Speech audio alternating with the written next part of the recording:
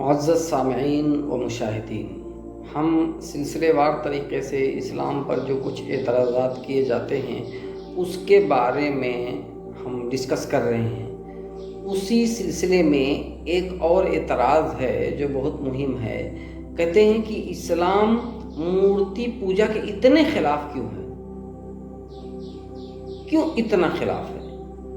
کیونکہ مسلمان کہتے ہیں کہ ہم پتھروں وغیرہ کو نہیں پوجتے اور نہ ہی اس کو اللہ کے لیے وسیلہ بناتے ہیں، جبکہ اور لوگ مورتی پوجتے ہیں یا کم سے کم اس کو وسیلہ بناتے ہیں وغیرہ وغیرہ۔ تو ہم کہتے ہیں کہ یہ جو پوجا ہوتا ہے، یہ دعا ہوتا ہے، یہ عبادت جو ہوتی ہے، اس کو حقیقت میں اللہ سے تقرب کے لیے استعمال کیا جاتا ہے۔ جو آپ کا خالق ہے، جو آپ کا مالک ہے، جو آپ کا ایشور ہے، جو آپ کا گاڈ ہے، اس سے تقرب کے لیے یہ ساری چیزیں کی جاتی ہیں۔ اب اس کو اگر کسی مورتی کے لیے کرو، کسی اور کے لیے کرو، تو یہ عقلاً درست نہیں ہے۔ آپ نے شادی کی ہوئی ہے، اگر آپ کے پاس بیوی ہو تو آپ دیکھو گے اگر آپ کی بیوی کسی دوسرے کے ساتھ جا کے سو جائے، دیکھو آپ کی کیا حالت ہوگی۔ آپ کے بس میں اگر ہو، آپ کے طاقت کے اندر اگر یہ ہو تو آپ اس کو مار دیں گے، یا تو اپنی بیوی کو یا تو جو اس کے ساتھ سویا ہے۔ آپ اتنے جو ہے خوددار ہیں اور آپ کے اندر اتنی غیرت ہے، تو بتاؤ جس نے پوری کائنات کو پیدا کی اس کے اندر کتنی غیرت ہوگی کہ اس کو آپ چھوڑ کے کسی دوسرے کو لے کے بیٹھ جاؤ؟ اس کو غیرت نہیں آئے گی کیا؟ لہذا اسی وجہ سے ہم کسی کی پوجا نہیں کرتے، مورتی پوجن کے خلاف ہے۔ دوسری بات، یہ جن لوگوں کو پوری کائنات میں جو لوگ بھی اللہ کو چھوڑ کے پوجتے ہیں، جس کو ہم طاغوت بولتے ہیں، اللہ کے علاوہ جس چیز کی بھی پوجا کی جائے، چاہے وہ نبی ہو، چاہے وہ ولی ہو، چاہے وہ مورتی ہو، چاہے شجر ہو، چاہے حجر ہو، چاہے جو ہو، سورج چاند جو بھی ہو، یہ سارے کے سارے مخلوق ہیں۔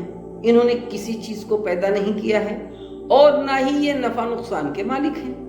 یہ نہ آپ کو نفع دے سکتے ہیں، نہ نقصان پہنچا سکتے ہیں، بلکہ ان مورتیوں کے اوپر اگر مکھی بیٹھ جائے تو اس کو بھگا نہیں سکتے، کتا اگر پیشاب کرنے لگ جائے اس کو بھگا نہیں سکتے، اس کو روک نہیں سکتے۔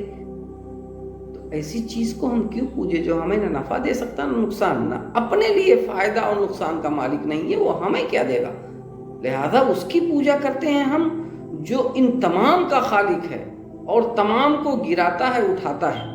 اس وجہ سے ہم مورتی پوجن نہیں کرتے ہیں۔ اسی طریقے سے سوال ہوتا ہے کہ بعض ادیان یہ مانتے ہیں کہ یہ جو روح ہے موت کے بعد ایک سے دوسرے جسم میں، دوسرے سے تیسرے جسم میں، تیسرے سے چوتھے جسم میں اس طریقے سے منتقل ہوتا رہتا ہے، تو اس کو آپ کیوں نہیں مانتے؟ تو ہم کہتے ہیں کہ اس کے اوپر کوئی دلیل موجود نہیں ہے کہ انسان جو ہے، جو پہلے دوسرے جسم میں تھا، اس کی روح کسی تیسرے میں آ گئی ہے۔ اگر اس کا کوئی ثبوت ملا ہو یا عقلاً کوئی ثبوت ملا ہو کہ کوئی پچھلی زندگی کو بیان کر رہا ہو، وہ کہہ رہا ہو کہ مطلب ہم پچھلی زندگی میں یہ تھے اور اس زندگی میں ہم راجہ ہو گئے، پچھلی زندگی میں راجہ تھے، اس بار ہم یہ ہو گئے، وہ ہو گئے، ہمارے ساتھ یہ ہوا تھا، وہ ہوا تھا، اور اس کو ثابت کیا جائے اور وہ صحیح بھی ہو، ایسا کبھی اس دنیا کے اندر دیکھا نہیں گیا۔ اور جو اس دنیا سے واپس گیا، اس دنیا سے مطلب مرنے کے بعد پھر واپس نہیں آیا، مر گیا، اس کے بعد واپس کوئی نہیں آیا، کسی نے کبھی کوئی خبر نہیں سنائی کہ ہم ایک سے دوسرے میں منتقل ہو گئے ہیں۔ تو ثبوت نہ ہونے کی وجہ سے اس کو ہم نہیں مانتے ہیں۔ اگر کہیں ثبوت ملے تو سوچیں گے انشاءاللہ۔ تو یہ دو اعتراض تھے جس کو ہم نے سمجھا ہے۔ اب اگلے ویڈیو میں انشاءاللہ اگلا اعتراض سمجھیں گے۔ اللہ سے دعا ہے کہ اللہ ہمیں صحیح بات کہنے کی اور اس کو پھیلانے کی اور اس کے مطابق عمل کرنے کی توفیق دے۔ آمین۔